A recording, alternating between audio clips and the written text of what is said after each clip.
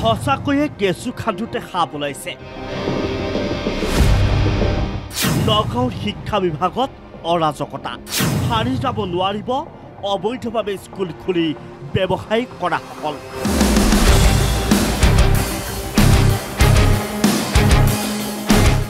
মুখ খুলিছে জিলাখনৰ ISA।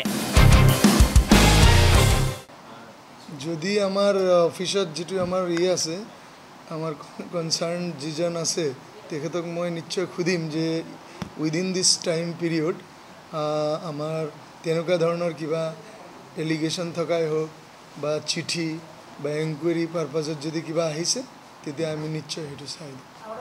আমি সেইটো নিশ্চয় আমি ব্যৱস্থা এনকুয়াৰি এটা কৰিব লাগিব আমাৰ ফালৰ পৰা আমি কৰিম। আমি তো কৰি থাকো তেনেকুৱা স্পেসিফিক যদি আমি পাওঁ ডেফিনেটলি আমি এনকুয়াৰি এটা কৰিছিম কাৰণ আমাৰ নিয়মখিনি চাবই লাগিব আৰু গভৰ্ণমেণ্টৰ ফালৰ পৰা যি গাইডলাইন নিয়ম দিছে আমি তাৰ মাজতে থাকি পেলাই কাম কৰোঁ। মানে আমিতো ভায়োলেশ্যন কৰিব নোৱাৰোঁ। আমি পূৰ্বতে উল্লেখ কৰিছিলোঁ নগাঁৱত কিদৰে গাঁৱে ভূঞে গঢ়ি উঠিছে অবৈধ শিক্ষানুষ্ঠান। শিক্ষাক মাছ বজাৰৰ দৰে গঢ়ি তোলা এনে একাংশ প্ৰাইভেট স্কুলৰ পৰ্দাফাশ হৈছে দ্য নিউজ প্লাছৰ ক্ষেত্ৰভিত্তিক অনুসন্ধানত। ধাৰাবাহিক প্ৰতিবেদনত আজি এনে এখন প্ৰাইভেট স্কুলৰ বিষয়ে আপোনালোকক অৱগত কৰিব বিচাৰিছোঁ যিখন শিক্ষানুষ্ঠানে জালিয়াতিৰে গঢ়িছে অভিলেখ। এইখন এম্বিশন ছিনিয়ৰ ছেকেণ্ডেৰী স্কুল। মাটিৰ দলিল ভুৱা। মাটিৰ প্ৰত্যেক সম্পত্তি আছে সেই মাটিডোখৰ আপোনাৰ কি কৰিছে তেওঁলোকে জালিয়াতি কৰি জনক হবিবুৰ নামৰ এজন দালাল চক্ৰৰ জৰিয়তে মাটিটো নামজাৰি এই কলেজৰ ৰেজাউল কৰিম পিতা আব্দুল খালেকৰ নামত নামজাৰি কৰি সেই তেখেতে মাটিটো তেখেত এই হেৰিয়াৰ আপোনাৰ এম্বিশনৰ এই হেৰি হয় কি কয় শ্বেয়াৰ পাৰ্টনাৰ হয় তেওঁৰ নামত নামজাৰি কৰি সেই মাটিটো আপোনাৰ এম্বিশনৰ নামত লিখি দিবৰ কাৰণে প্ৰচেছ দলিল চলিল কৰি অলৰেডি পাৰ্মিশ্যন কৰি ৰেজিষ্ট্ৰি অফিচত গুচি যোৱাৰ পিছত যেতিয়া মণ্ডলে আমাৰ মাটিডোখৰ যেতিয়া জোকমাক কৰিছে মই সোধাত তাৰপিছতহে উৰটো ওলালে যে এই মাটিটো তেওঁলোকে নামজাৰি কৰি এম্বিশনৰ নামত লিখি দিব বিচাৰিছে। কোনো বৈধ নথি পত্ৰ নোহোৱাকৈ চলিছে স্কুল। সৰ্বত্ৰে কেৱল 2 নম্বৰী। মাটিৰ কাগজ পত্ৰটো ভয়ংকৰ জালিয়াতি।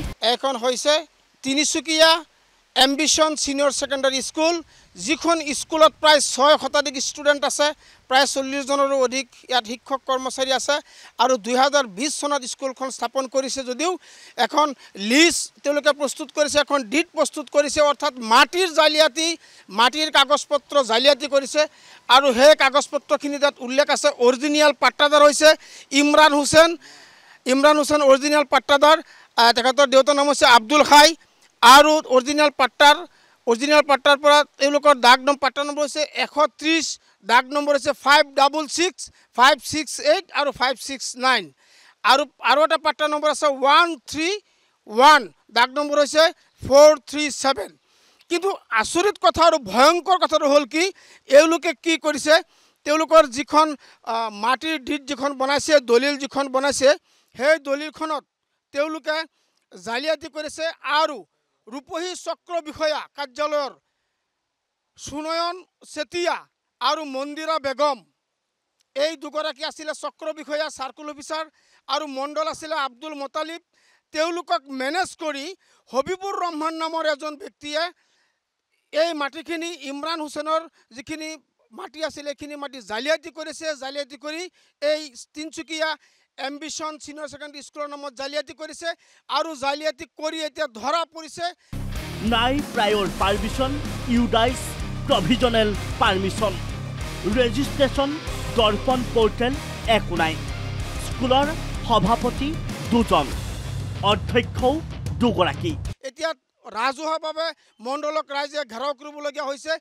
এইখন শিক্ষানুষ্ঠানৰ মাটিৰ কোনো প্ৰমাণ পত্ৰ নাই মাটিৰ কোনো কাগজ নাই আৰু ইয়াৰ উপৰি কোনো ইউডাইচ নাম্বাৰ নাই প্ৰায়ৰ পাৰ্মিশ্যন নাই প্ৰভিজনেল পাৰ্মিশ্যন নাই দৰ্পণ পৰ্টেল নাই ক'বলৈ গ'লে এইখন শিক্ষানুষ্ঠানৰ বিভাগীয় একোই কাগজ পত্ৰ নাই। শুনি আচৰিত হ'ব স্কুল প্ৰতিষ্ঠানৰ নামত কিদৰে বৃহৎ জালিয়াতি সংঘটিত কৰিছে কৰ্তৃপক্ষই।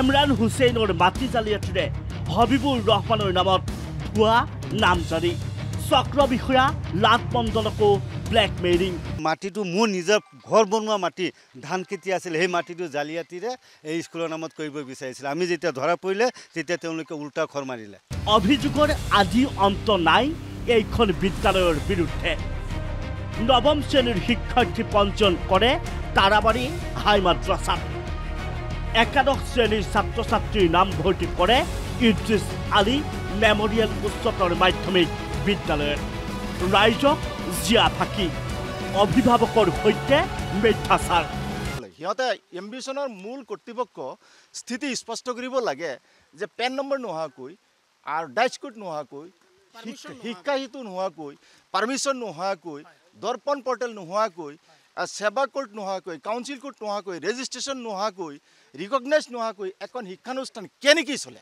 সম্পূৰ্ণ ফাঁকি ফুকাৰে 2020 চনৰ পৰা চলি আহিছে এম্বিশ্যন নামৰ এইখন ব্যক্তিগত খণ্ডৰ বিদ্যালয় বিদ্যালয়ৰ ছাত্ৰ ছাত্ৰীৰ নাই কোনো পেন নম্বৰ প্ৰায় 6 শতাধিক ছাত্ৰ ছাত্ৰীৰ ভৱিষ্যত জীৱনক লৈ চৰম হেতালি খেলিছে এওঁলোকে এনেদৰেই চলিছে নগাঁৱৰ বহু প্ৰাইভেট স্কুল সেয়ে কৈছোঁ কেঁচু খান্দোতে সাপ ওলাইছে দ্য নিউজ প্লাছৰ অনুসন্ধানত পৰৱৰ্তী প্ৰতিবেদনত আমি লৈ আহিম নগাঁৱৰ শিক্ষা বিভাগৰ আন এক তথ্য সম্বলিত বাতৰি